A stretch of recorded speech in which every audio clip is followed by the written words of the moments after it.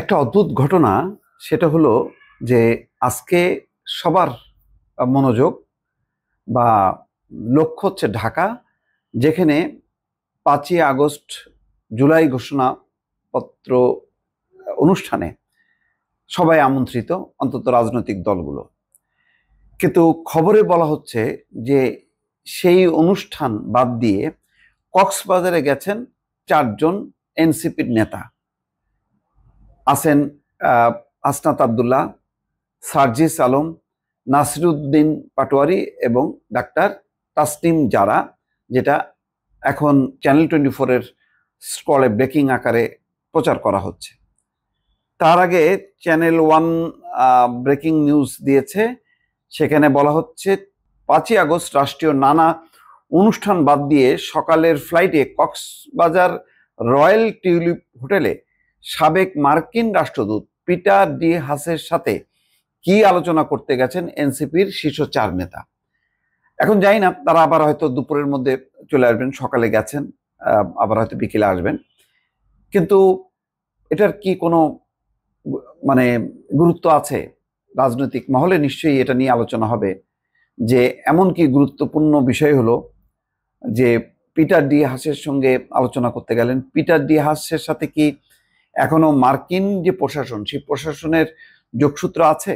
তিনি বাইডেন সরকারের আমলের কূটনীতিক ছিলেন এবং বাংলাদেশের একটি গুরুত্বপূর্ণ রাজনৈতিক পর্বে তিনি যুক্ত ছিলেন, এবং ওই সময় মার্কিন যুক্তরাষ্ট্রের পক্ষ থেকে বাংলাদেশে একটি অবাধ, নিরপেক্ষ, সুষ্ঠু নির্বাচনের জন্য ব্যাপক কূটনৈতিক তৎপরতা চালিয়েছেন, এবং সেই কারণে তিনি সরকারের পক্ষ থেকে বিতর্কিত হয়েছেন। সরকারের নানা রকম রোষানলে পড়েছেন, নিরাপত্তা প্রত্যাহার করা হয়েছে, এবং বিভিন্ন জায়গায় আওয়ামী লীগের নেতারা হুমকি দিয়েছেন। সংসদে আলোচনা হয়েছে। রাশেদ খান মেনন, হাসানুল হক ইনু সহ অনেকেই তাকে বহিষ্কারের দাবি করেছেন।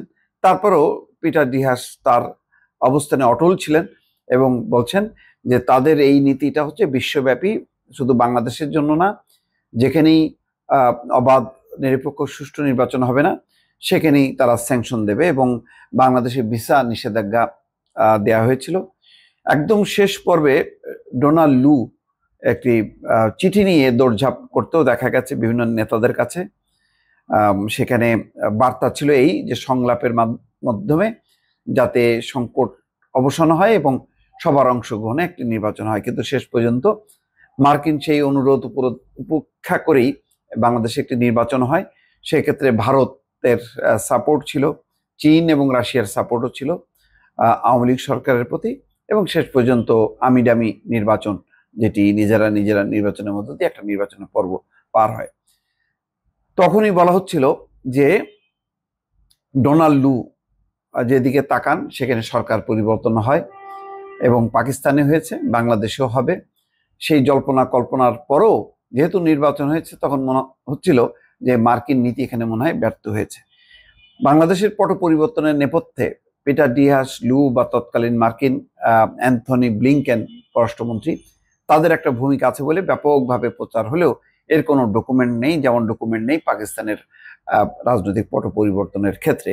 এবং শেখ হাসিনা প্রকাশ্যে বলেছে যে আমেরিকা তাকে সরাতে চায়। শেষ পর্যন্ত হয়তো এই পট পরিবর্তনকে ইঙ্গিত করে বলা হয়েছে এখানে দেশি বিদেশি ষড়যন্ত্র আছে, সেন্ট মার্টিন না দেওয়ার কারণে এরকম একটা পরিণতি, এবং চাপ ছিল যে সেন্ট মার্টিন দিতে হবে। যাই হোক, এরকম কথাবার্তার অনেক হয়েছে। ষড়যন্ত্র তত্ত্বের নানা ধারা উপধারা সে সময় প্রকাশিত হয়েছে। কিন্তু এই পরিবর্তনের যারা নেতৃত্ব দিয়েছেন সেই নেতারা, তাদেরকে নিয়ে মানে কক্সবাজারের বৈঠকটা কি গুরুত্ব আছে, কোনো রাজনৈতিক গুরুত্ব আছে কিনা, সেটা চিন্তার বিষয়। আজকেই প্রধান উপদেষ্টা দেশের উদ্দেশ্যে, জাতির উদ্দেশ্যে ভাষণ দেবেন 8টা 20 মিনিটে, এবং সেখানে বলা হচ্ছে যে নির্বাচনের আরো সুনির্দিষ্ট সময়সীমা বা তারিখ ঘোষণা করবেন। এটা নিয়ে এনসিপি, জামাত একটা ভিন্ন অবস্থানে আছে। তারা মনে করে যে আরো সংস্কার, লেভেল প্লেইং ফিল্ড, নির্বাচন কমিশনের সংস্কার, এসবের পরেই নির্বাচন হওয়া উচিত। তো অন্যদিকের খবর হচ্ছে যে ডক্টর মোহাম্মদ ইউনূস দ্রুত নির্বাচনের পক্ষে, এবং তিনি আর এই অবস্থায় মানে রান করতে চান না। তার কাছে মনে হচ্ছে যে দিন যত যাবে রাজনৈতিক জটিলতা বাড়বে, দাবি দেওয়া বিভিন্ন পক্ষের সেগুলি উত্থাপিত হবে। সুতরাং একটা নিরপেক্ষ নির্দলীয় নির্বাচন, সেই নির্বাচন হওয়া দরকার, এবং সেই ক্ষেত্রে হয়তো সেনাবাহিনীর সর্বোচ্চ সহযোগিতা চাইবে। বিএনপি একমাত্র দল যারা অল আউট বলছে যে মানে নির্বাচনের পক্ষে সাপোর্ট দিয়ে যাচ্ছে সরকারকে। ফলে একটা রাজনৈতিক উত্তেজনা আছে। এই অবস্থায় গতকালকে মাহফুজ আলম তথ্য উপদেষ্টা তিনি আবার বলেছেন যে 111-এর পদধ্বনি শোনা যাচ্ছে। রাজনৈতিক অঙ্গনে উদ্বেগ উৎকণ্ঠা আছে। এবি পার্টির চেয়ারম্যান মুজিবুর রহমান মঞ্জু বলেছেন যে মানে শুধু পদধ্বনি না, তারা স্পষ্ট আলামত দেখতে পাচ্ছেন। সব মিলিয়ে এমন একটা পরিস্থিতিতে এনসিপির গুরুত্বপূর্ণ 4 নেতার সফর নিঃসন্দেহে একটা ভিন্ন রাজনৈতিক আবহ তৈরি হয়েছে, এবং নানা রকম বিশ্লেষণ তৈরি হয়েছে। দর্শক ভালো থাকবেন, আল্লাহ হাফেজ।